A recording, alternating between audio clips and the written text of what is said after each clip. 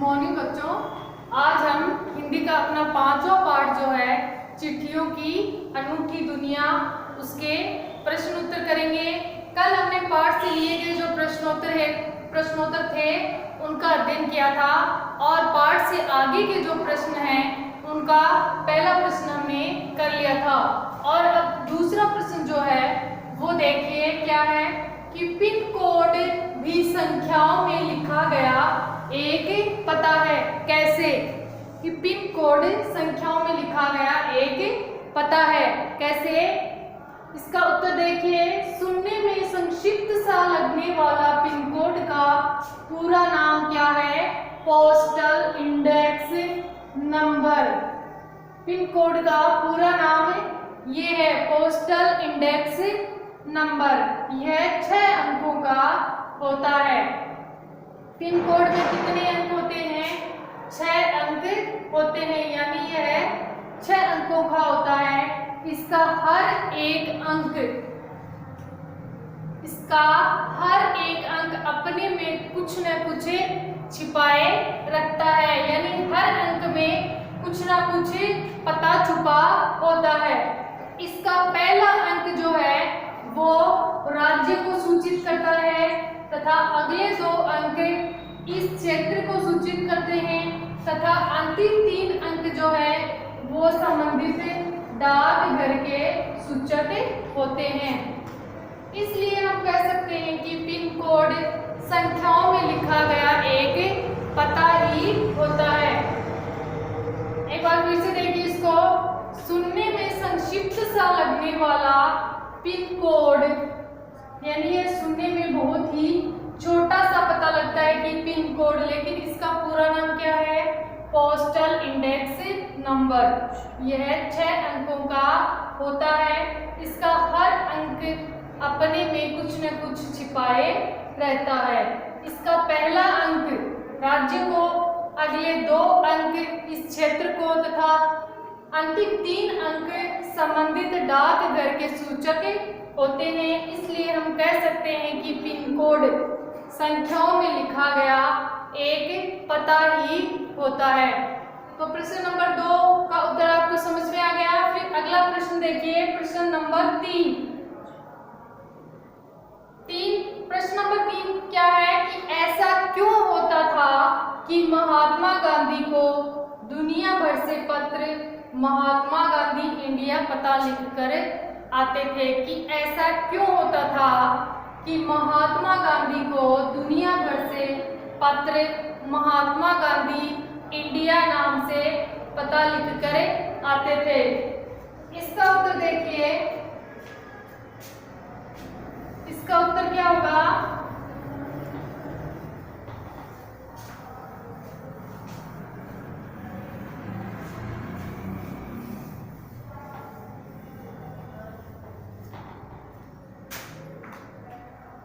इसका उत्तर होगा कि महात्मा गांधी अंतर्राष्ट्रीय स्तर के नेता थे। प्रश्न नंबर 3 का उत्तर होगा कि महात्मा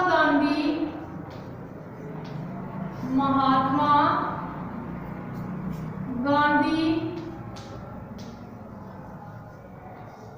अंतर्राष्ट्रीय स्तर के नेता थे। अंतर्राष्ट्रीय स्तर के नेता थे।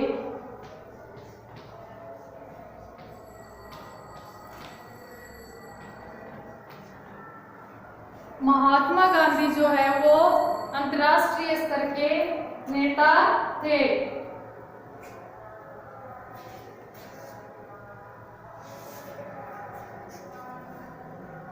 अतः वे भारत में जहां भी जाते थे, जहां भी रहते थे, उनके नाम से पत्र पहुंच जाते थे। अतः वे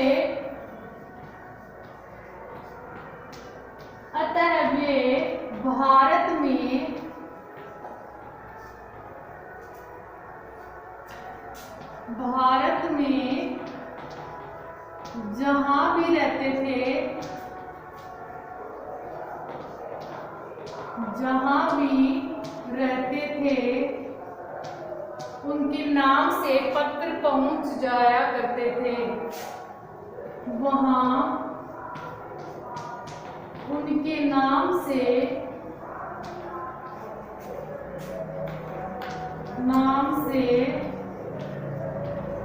पत्र पहुंच जाया करते थे।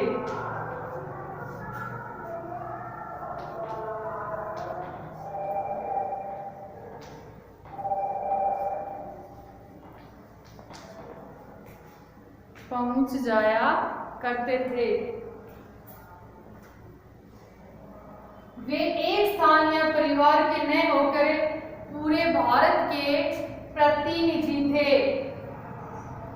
वे एक स्थान या परिवार के न होकर कौन? गांधी जी। गांधी जी एक स्थान या एक परिवार के न होकर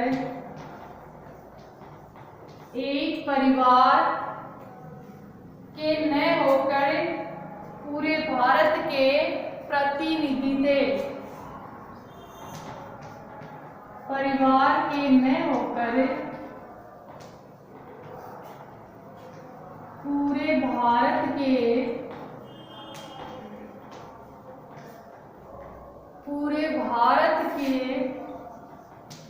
प्रतिनिधि थे।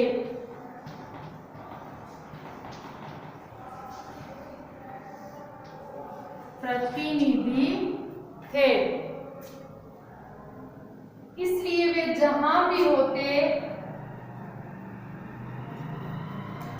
इसलिए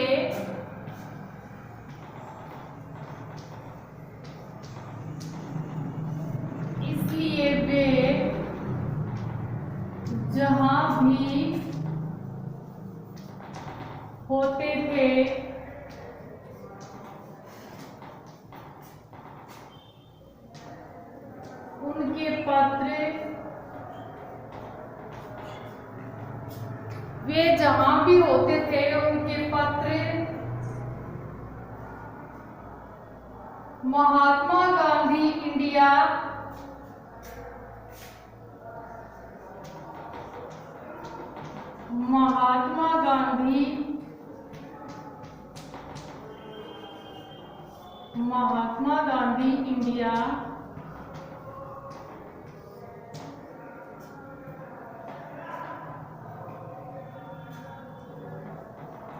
नामक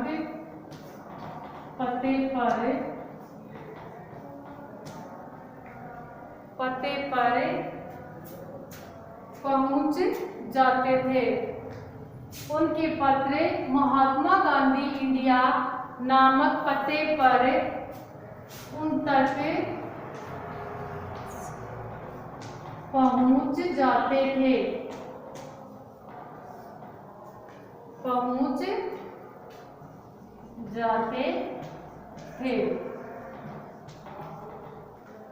तो अपना प्रश्न क्या था कि ऐसा क्यों होता था कि महात्मा गांधी को दुनिया भर से पत्र महात्मा गांधी इंडिया पता लिखकर आते थे। इसका उत्तर क्या होगा कि महात्मा गांधी अंतर्राष्ट्रीय स्तर के नेता थे।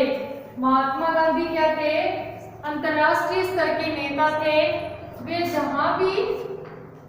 वे भारत में जहां भी रहते थे वहां उनके नाम से पत्र पहुंच जाया करते थे।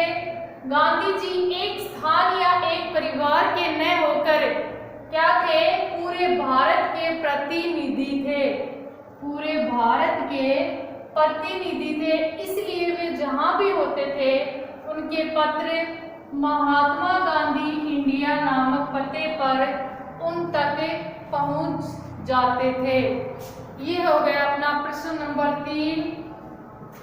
और अब जो है वो अनुमान और कल्पना से संबंधित प्रश्न हैं, उनको देखिए। अनुमान और कल्पना। तो इसमें प्रश्न नंबर 1 है अनुमान और कल्पना में। प्रश्न नंबर 1, अनुमान और कल्पना। अनुमान और कल्पना, इससे संबंधित प्रश्न देखिए इस पाठ में कौन कौन से पूछे गए हैं। तो प्रश्न नंबर 1 जो है वो देखो। प्रश्न नंबर 1 क्या है कि रामधारी सिंह दिनकर की कविता भगवान के डाकिए आपकी पाठ्य पुस्तक में है। कौन सी कविता? भगवान के डाकिए। इसके आधार पर पक्षी और बादल को डाकिए की भांति मानकर अपनी कल्पना से लेख लिखिए। किसको मानकर? पक्षी और बादल को डाकिए की भांति मानकर अपनी कल्पना से लेख लिखिए। तो इसका उत्तर क्या होगा? इसका उत्तर देखिए कि पक्षी अपने पंख फैलाकर, उत्तर 1, पक्षी अपने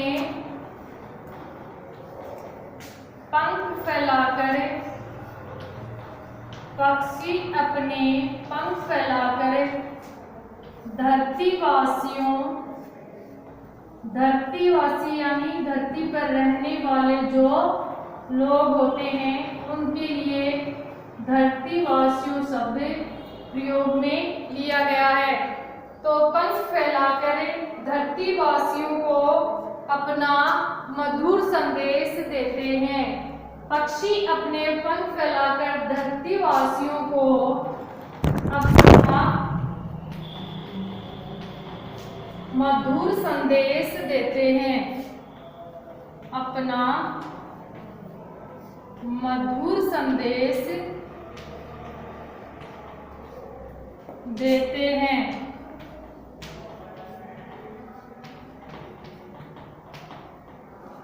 मधुर संदेश देते हैं।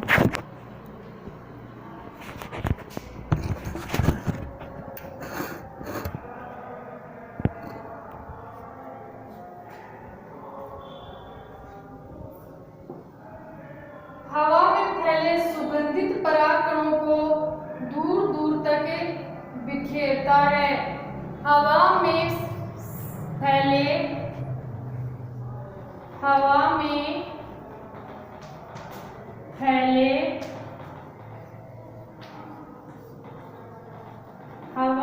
फैले सुगंधित परागकणों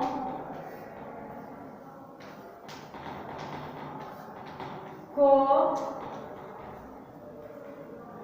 हवा में फैले सुगंधित परागकणों को दूर दूर तक बिखेरता है। दूर दूर तक बिखेरता है।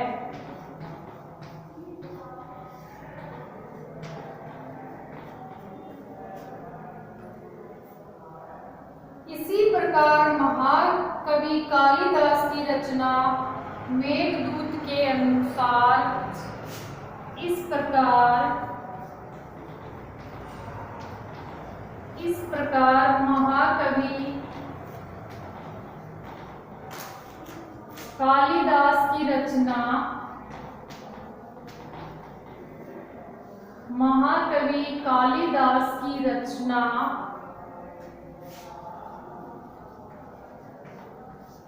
मेघदूत के अनुसार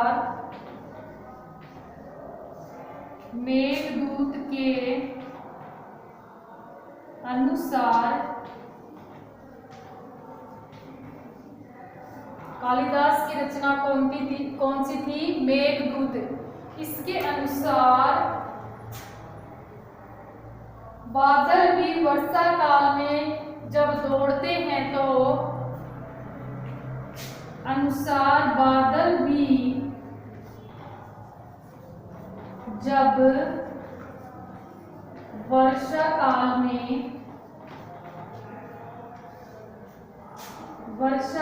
में दौड़ते हैं तो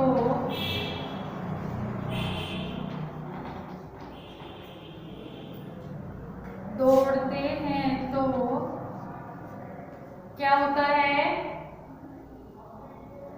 आकाश का संदेश दूर दूर तक धरती को सुनाते हैं। आकाश का संदेश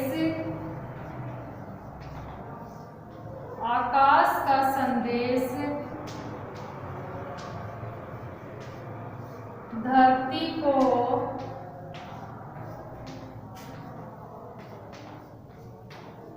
दूर दूर तक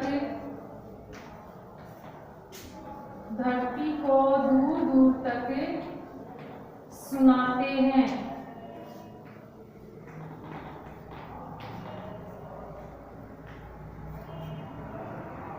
दूर दूर तक सुनाते हैं। धरती के कोने कोने से संदेश लेकर आकाश को सुनाते हैं। धरती के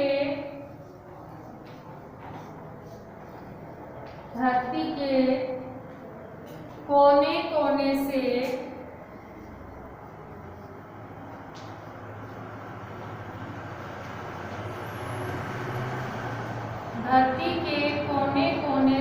संदेश लेकर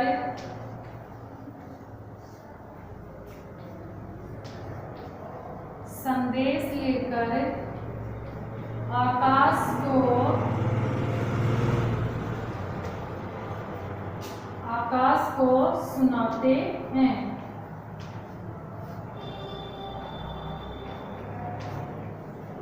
आकाश को सुनाते हैं। वे पेड़ पौधों का संदेश भी आकाश तक पहुंचाते हैं। वे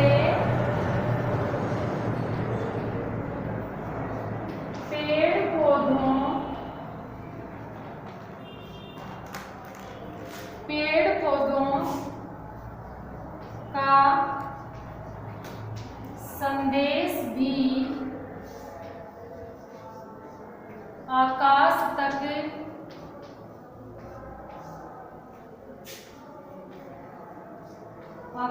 तक पहुंचाते हैं। पेड़ पौधों का संदेश भी आकाश तक पहुंचाते हैं। वे आकाश का संदेश पानी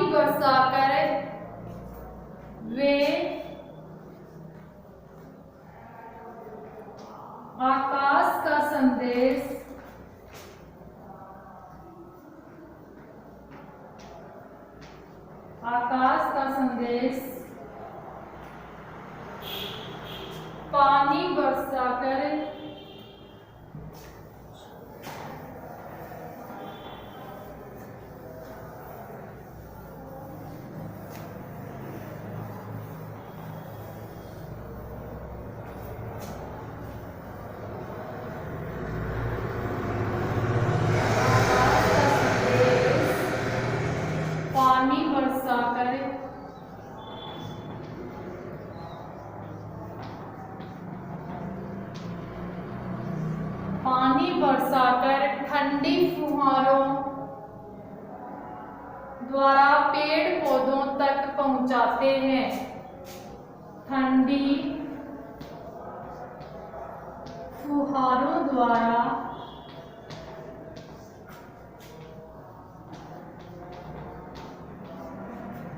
पेड़ पौधों तक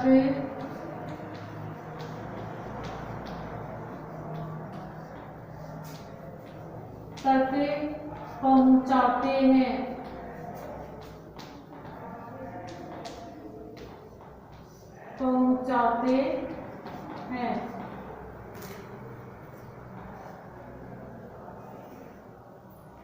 ठंडी फुहारों द्वारा पेड़ पौधों तक पहुंचाते हैं।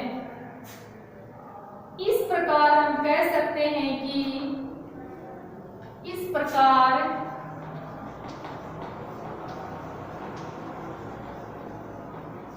हम कह सकते हैं, इस प्रकार हम कह सकते हैं कि बादल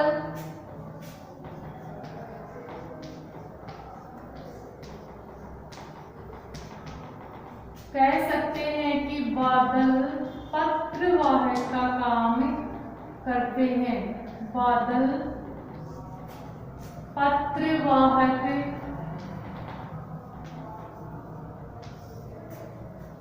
का काम करते हैं। बादल पत्रवाहक का काम करते हैं। तो क्या था अपना प्रश्न, क्या था कि रामधारी सिंह दिनकर की कविता भगवान के डाके के आधार पर पक्षी और बादल को डाकी की भांति मानकर अपनी कल्पना के आधार पर लिखिए। यानी पक्षी और बादल कैसे पत्रवाहक अर्थात डाके का काम करते हैं। तो इसका उत्तर देखो, पक्षी अपने पंख फैलाकर धरती वासियों को अपना मधुर संदेश देते हैं।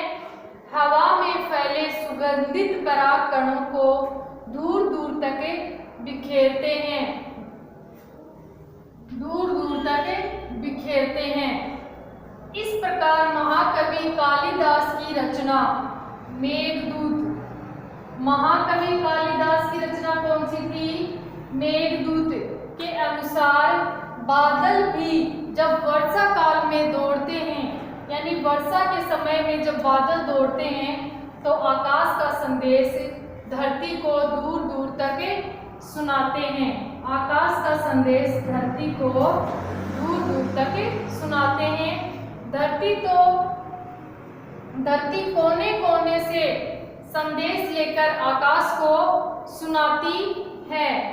यानी धरती जो है वो कोने कोने से संदेश लेकर आकाश को सुनाती है। यानी आकाश जो है वो अपना संदेश धरती को सुनाता है और धरती जो है वो संदेश लेकर आकाश को सुनाती है।